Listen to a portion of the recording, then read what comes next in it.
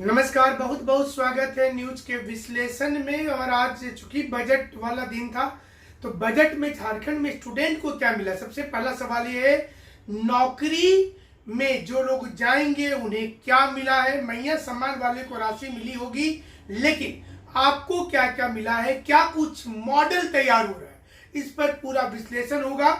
तो सबसे पहले जो 145,400 यानी कि अगर देखेंगे तो 1,45,400 करोड़ रुपए का बजट है। स्टूडेंट को लगता है कि बहुत कुछ मिला है। स्कूल खोलने के मामले में सरकार आगे बढ़ गई है, नौकरी देने के मामले में भी सरकार आगे बढ़ी है। तो तमाम चीज आपको आज लगता है कि मिला। तो जल्दी से आपको पहले बता दें कि अबुआ बजट जिसका नाम रखा गया है, आपका अपना बजट है, हर लोगों का बजट है। और झारखंड की सरकार ने सभी लोगों को साथ में लेकर चलने की कोशिश की है, जिसमें सबसे पहला सबसे ज्यादा सुधार किया जा रहा है सरकारी स्कूल पर।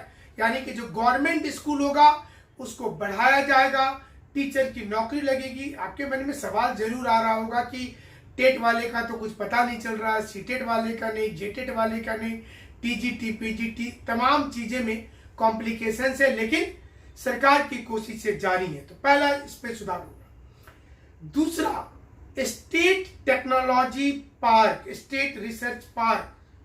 तो कोशिश है कि टेक्नोलॉजिकल रूप से झारखंड को बेंगलोर के तर्ज पर विकसित किया जाए और बेंगलोर जैसा एक हब बनाया जाए, जिसमें PFIC इनोवेशन केंद्र बनेगा, शिक्षा उद्योग के लिए रिसर्च सेंटर। पिछली बार भी था और बहुत हद तक कामयाब भी हुआ।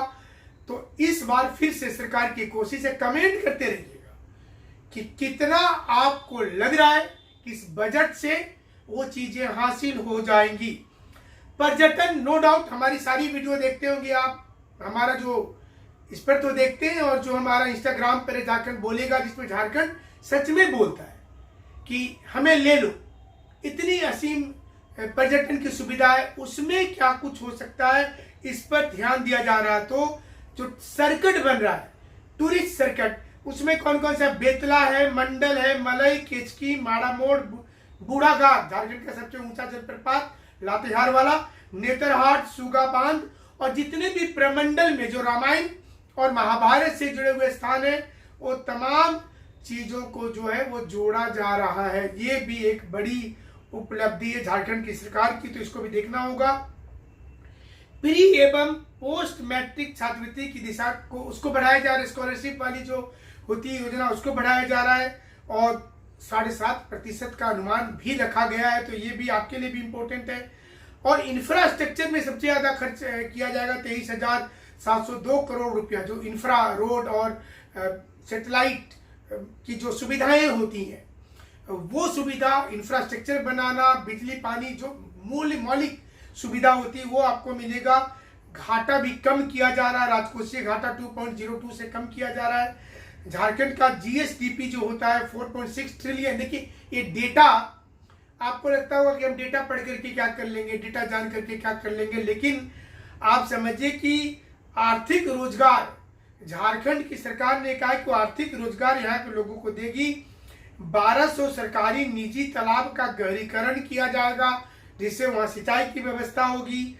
और बहुत सारी जमीन जो है, लगभग 12,000 हेक्टेयर की जमीन होगी, जहां पर जो है मैंने इरिगेशन की सुविधा दी जा रही है। तो सुखाड़ से भी निपटा जाएगा, पशुपालन के लिए है, कृषि उत्पादन पर, सहकारी संघ पर, किसान की उपज के लिए, तमाम चीजें हैं।